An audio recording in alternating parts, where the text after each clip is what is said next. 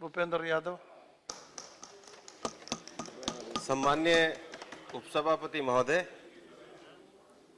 जब ये विषय सदन में चर्चा के लिए रखा गया था तो मैं ये उम्मीद कर रहा था कि चुनाव पे जो चर्चा होगी वो व्यापकता के साथ होगी, लेकिन बहुत आदर और सम्मान रखते हुए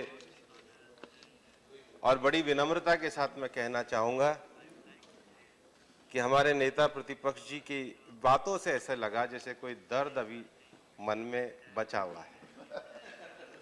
मैं आपका बहुत सम्मान करता हूं, आपका संसदीय अनुभव बहुत है, लेकिन ये जो देश का लोकतंत्र आज बहुत मजबूती के साथ चल रहा है, उसका कारण संसद की सर्वोच्चता तो है ही, हमारा गतिशील संविधान तो है ही, लेकिन कुछ संस्थाएं ऐसी बनी हैं।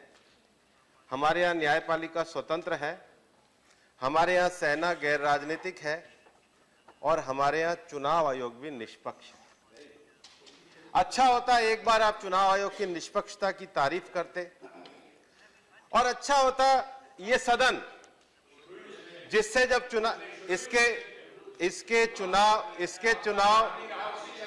इसके चुनाव रिफॉर्म्स को आपने कहा, चलिए हम सुधार लेते हैं। इसके चुनाव रिफॉर्म की जब चर्चा हो रही है तो मेरा ये कहना है, चलिए ये सदन इस बात को भी मेरे को लगता है बधाई दे कि इस देश में जो चुनाव की जो आदर्श आचार संहिता है वो कोई कानून नहीं है, वो राजनीतिक दलों की परस्पर सहमति है। ये लोकतंत्र सबने मिलकर के बड़ा किया है और इसलिए चुनाव आयोग का जो आज जो सबसे बड़ा जो हमारे यहां निष्पक्ष चुनाव आयोग है, इस प्रश्न का जवाब इसी बात से जाना जाता है कि जो ईवीएम मशीन होती भी हैं वो जिस राज्य में चुनाव हो रहा होता है वहां के कलेक्टर के पोजीशन में होती है, और इसलिए निष्पक्षता है कि अगर चुनाव से पहले पंजाब में अकाली दल की सरकार थी तो निश्चित रूप से उनके शासन के अंदर थी, वहां चुनाव में उन्होंने विनम्रता के साथ मैंडेट को स्वीकार करा। उत्तर प्रदेश में थी तो वहां की जो तत्कालीन सरकार थी उनके पोजीशन में, उनके प्रशासनिक पोजीशन में थी। बिहार में जो थी वहां के प्रशासनिक पोजीशन में थी। और जब दो राजनीतिक दल चुनाव लड़ रहे हैं, एडमिनिस्ट्रेशन एक का है, ऊपर से मॉनिटरिंग चुनाव आयोग की है, तो हमको सबको चुनाव आयोग की निष्पक्षता को स्वीकार करना होगा। ये देश के लोकतंत्र के लिए जरूरी है। और जब चुनाव रिफॉर्म्स की हम बात कर रहे हैं तो मैं यहां ये कहना चाहूंगा कि चुनाव ये लक्ष्य नहीं है, ये चुनाव जीतना केवल लक्ष्य नहीं है, गवर्नेंस देना लक्ष्य है। जो देश की सबसे बड़ी समस्या है वो समस्या ये है कि हर 3 महीने में चुनाव है, हर 3 महीने में चुनाव है, हर 4 महीने 6 महीने में 3 राज्यों का, 4 राज्यों का, 6 राज्यों का चुनाव होता है। और मैं अपने प्रदेश से उदाहरण देना चाहूंगा कि अक्टूबर में जब हमारे प्रदेश में चुनाव थे तो जुलाई अगस्त में आचार संहिता आई, अक्टूबर में चुनाव हुए, दिसंबर में सरकार बनी, जनवरी में आचार संहिता को काम शुरू किया, तो फरवरी में लोकसभा के चुनाव समाप्त हुए तो पंचायत के चुनाव। एक राज्य में 1 साल से ज्यादा जो है वो आदर्श आचार संहिता लगती है, तो 5 साल में गवर्नेंस के लिए पूरे देश में 5 साल में एक बार चुनाव हो, साइमल्टेनियस चुनाव के बारे में सोचना हो। और ये जो साइमल्टेनियस चुनाव है, ये साइमल्टेनियस चुनाव ये महामहिम राष्ट्रपति जी ने अपने विषय में रखा है। माननीय प्रधानमंत्री जी ने भी विभिन्न फोरम्स पे, मंचों पे ये कहा है कि देश में साइमल्टेनियस चुनाव होने चाहिए। और इसी संसद की समिति में उस तरफ से नचियप्पन साहब उस समिति के चेयरमैन थे, मैं भी उस समिति में सदस्य था। हमने सभी राजनीतिक दलों को नोटिस दिया, राज्य सरकारों को दिया, चुनाव आयोग को दिया, और दिसंबर 2016 या 17 में वो ये चुनाव आयोग की जो अपनी कमेटी की रिपोर्ट 2015 में इस सदन में भी प्रस्तुत हुई और उसमें एक व्यवहारिक रास्ता भी निकाला गया, क्योंकि ब्रिटेन में भी उन्होंने अपना जो असेंबली है उसका समय तय किया। हमारे देश में चूंकि 29 राज्य हैं, तो इस रिपोर्ट में भी कहा कि 16 राज्य और 19 राज्य दो भागों में 2.5 साल के अंतर्गत एक निश्चित टर्म के अंदर क्या हम चुनाव कर सकते हैं। क्या इस देश को हमेशा चुनाव लड़ने का देश बनाना चाहते हैं या चुनाव के द्वारा सरकार चुन के 5 साल में स्थायी विकास के आधार पर खड़ा करना चाहते हैं।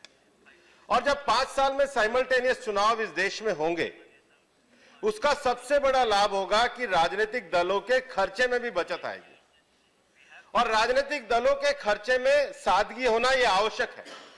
और मैं यहां यह कहना भी चाहूंगा कि हमारे दल ने या किसी भी दल ने कितने हेलीकॉप्टर रखे, पूरा एक एक पाई का हिसाब ऑडिट के साथ चुनाव आयोग के सामने है। वहां जाकर के देखिए, उसके बाद कोई आरोप लगाइए। हम बड़े विश्वास के साथ कहना चाहते हैं, क्योंकि राजनीति में सादगी आना, राजनीति में कम पैसे आना, इसकी शुरुआत अगर किसी ने करी तो जनसंघ ने करी और भारतीय जनता पार्टी ने करी। हम राजनीति में कम खर्चे के हिमायती हैं।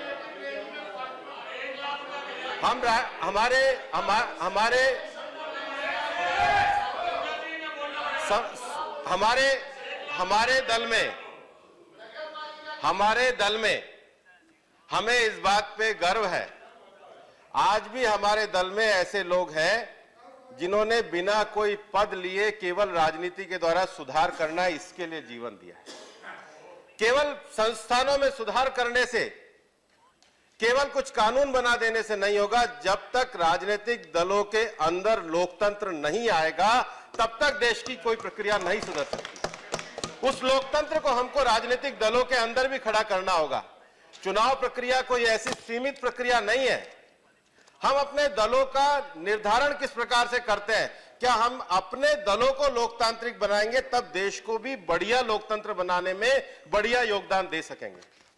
और इसलिए माननीय उपसभापति महोदय, मैं आपके माध्यम से पुनः सभी दलों के सदस्यों से और सदन से मैं यह आग्रह करना चाहूंगा कि यह विषय जो साइमल्टेनियस इलेक्शन का विषय है, यह एक बहुत महत्वपूर्ण विषय है। क्योंकि मॉडल कोड ऑफ कंडक्ट के कारण अगर हमने 3 महीने किसी भी राज्य में लोकसभा चुनाव में लगा दिए, फिर 3 महीने हमने विधानसभा चुनाव में लगा दिए, फिर 3 महीने हमने म्युनिसिपैलिटीज के चुनाव में लगा दिए, फिर 3 महीने हमने जिला परिषद के चुनाव में लगा दिए और फिर बाकी के 6 महीने अगले चुनाव की तैयारी में लगा दिए, तो सरकार को गवर्नेंस करके सरकार को अपना परफॉर्मेंस दिखाने का अवसर कहां मिलता है। यह संभव है क्योंकि इस देश में जब हम लोगों ने संविधान बनाया था, तब एंटी डिफेक्शन लॉ नहीं था। क्या आप सभी राजनीतिक दलों ने एंटी डिफेक्शन लॉ को ला करके एक व्यवस्था में सुदृढ़ता दी या नहीं दी? जब देश को आजादी मिली थी, तब राज्यसभा का चुनाव सीक्रेट था, लेकिन जब राज्यसभा के चुनाव में खरीद फरोख्त राज्यों में होने लगी, तो क्या वो बैलेट ओपन हुआ या नहीं हुआ? उसके लिए परिवर्तन आया या नहीं आया? जैसे जैसे हमारा लोकतंत्र आगे बढ़ेगा, इस देश के लोकतंत्र को मजबूत कराने के लिए हमें प्रगतिशील और परिवर्तनकारी होना पड़ेगा। हम उस समय की आवश्यकता को छोड़ नहीं सकते और इसलिए साइमल्टेनियस इलेक्शन ये एक बड़ा विषय है। दूसरा विषय राजनीतिक दलों की फंडिंग का विषय है और मैं हमारे माननीय प्रधानमंत्री श्री नरेंद्र मोदी जी के नेतृत्व में जो वर्तमान बजट में हमारे माननीय वित्त मंत्री जी ने फंडिंग के लिए 20,000 से सीमा को घटा करके 2,000 रुपए किया है, उसका स्वागत करता हूं। और पहली बार हमने देश में ऐसा प्रावधान किया है कि हमने पॉलिटिकल बॉन्ड की बात करी है। राजनीति में अंडरकट होके पैसा नहीं आना चाहिए। जिस राजनीतिक दलों को जो पैसा मिलता है उसका हिसाब किताब वो जनता का पैसा है और इसलिए हम जो पॉलिटिकल बॉन्ड की बात लेकर के आए हैं, जो गांधी जी ने कहा था कि ये ट्रस्ट का पैसा है, लोगों का पैसा, ये पब्लिक ट्रस्ट का पैसा है, इसका हिसाब होना चाहिए और इसलिए उसको हमने पॉलिटिकल बॉन्ड के माध्यम से देश में नए परिवर्तन की शुरुआत करी है। यहां पर सभी राजनीतिक दलों को इस बात का सुझाव जरूर देना चाहिए कि आगे और कौन से सुझाव हो सकते हैं जो काले धन का राजनीति पे खात्मा करने के लिए और काले धन का प्रभाव समाप्त करने के लिए हम उपयोग में ला सकते हैं। दूसरी बात, मैं आपके माध्यम से एक विषय और कहना चाहता हूं जो साइमल्टेनियस चुनाव का विषय है। चुनाव आयोग के सामने भी हमारी पार्टी ने एक विषय रखा था कि संवैधानिक व्यवस्था के कारण राज्य चुनाव आयोग जब लिस्ट तैयार करते हैं, वोटिंग लिस्ट तो अलग होती है, लोकसभा में तैयार करते हैं तो वोटिंग लिस्ट अलग होती है। और कई बार ऐसी दिक्कत आती है कि जो लोकसभा में जिस पोलिंग बूथ पे वोट डाला होता है, पता पड़ता है विधानसभा में 3 किलोमीटर दूर पोलिंग बूथ चला गया। और ये जो सूची प्रकाशित होती है, क्योंकि अभी सुप्रीम कोर्ट ने भी एक जजमेंट में कहा कि merely the name of the list is not sufficient, वो जब तक फाइनल एक बार साइन होने के बाद अगर आपके पास आईडी प्रूफ भी है तो आप ये नहीं कह सकते कि मेरा नाम कट गया, अब मेरा नाम जुड़वा दीजिए।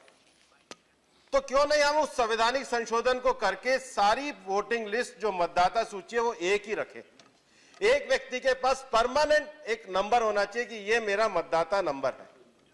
अगर वो कभी अपने ट्रांसफर से कहीं बाहर जाना चाहता है, किसी और जिले में जाना चाहता है, तो अपना मतदाता नंबर ट्रांसफर करा के वह रजिस्टर्ड करा दे और रजिस्टर्ड करा के कह दे कि अब मेरा मतदाता नंबर जो है ये इस राज्य में रजिस्टर्ड है। आज तो वो टेक्नोलॉजी है। हमने जब चुनाव आयोग को कहा तो चुनाव आयोग ने कहा कि इसके लिए भी संवैधानिक संशोधन की आवश्यकता है। मैं आपका स्वागत करता हूं और मेरे को लगता है इस प्रकार के कंसेंसस के विषयों को हमको आगे बढ़ाना चाहिए। अगर मैं आज अपना वोट डालने जाता हूं तो मेरे को पता होना चाहिए कि अमुक मोहल्ले में इस पब्लिक स्कूल में मेरा वोट पड़ने वाला है। मैंने बहुत बार, इस बार भी हमने चुनाव आयोग को शिकायत करी और हमने कहा कि आखिरी समय में उत्तर प्रदेश में भी काफी लोगों के नाम कटे, अन्य राज्यों में भी ऐसा होता है और इसलिए एक मतदाता सूची की ओर अगर हम जाएंगे तो ये भी एक परिवर्तन जो है ये बड़ा परिवर्तन के रूप में हम लोग कर सकते हैं। तीसरा विषय, चुनाव का जो सबसे बड़ा विषय है कि सेम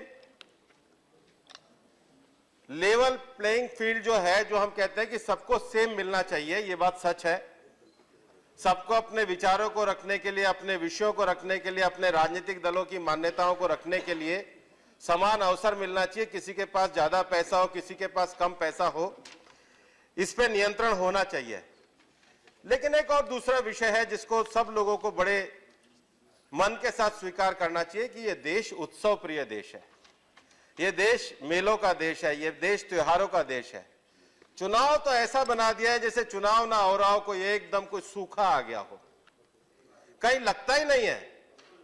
और हम कई बार तो इस प्रकार से नियमों के अंदर बंध जाते हैं कि अपने मन के भाव को व्यक्त नहीं कर सकते। इस देश के संविधान में लिखा है अनुच्छेद 19 में, जब तक कोई विषय या विचार पब्लिक ऑर्डर के खिलाफ ना हो, देश के खिलाफ ना हो, मॉरलिटी के खिलाफ ना हो, उसको एक्सप्रेस करने से कैसे रोक सकते हो आप।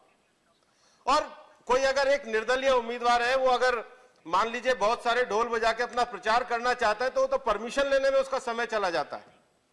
कोई ट्रेड यूनियन का आदमी है, कोई किसान है, कोई ट्राइबल है, अपने अपने तरीके से इस देश में चुनाव को करने का तरीका, सभाओं का तरीका कोई एक जैसा हो नहीं सकता।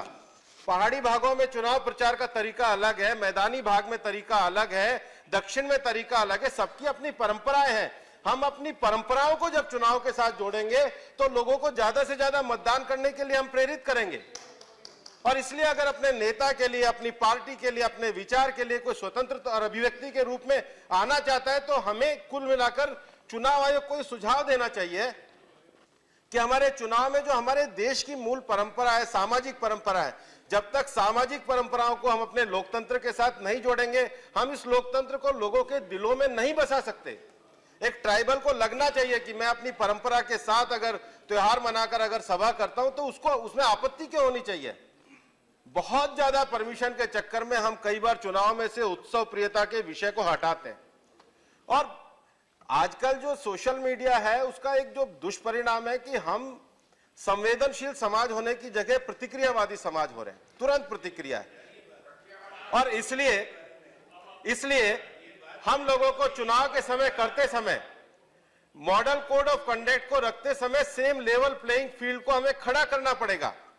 हमें चुनाव आयोग के माध्यम से एक और विषय जो रखना पड़ेगा, चुनाव आयोग ने इस बार एक बहुत अच्छा काम किया। जो हम लोगों ने चुनाव आयोग को रिप्रेजेंटेशन दिया, कई पार्टियों ने दिया, उन्होंने विभिन्न पार्टियों के विषय को बुलाया था कि जो सेना को जो सैनिक वोट डालते थे, इससे पहले जो पोस्टल बैलेट जाता था वो उनके छावनी तक पहुंचता था, उसके बाद वो वापस पोस्ट किया करते थे। इस बार उन्होंने ई बैलेट का नियम संशोधन किया, डाउनलोड करने का संशोधन दिया।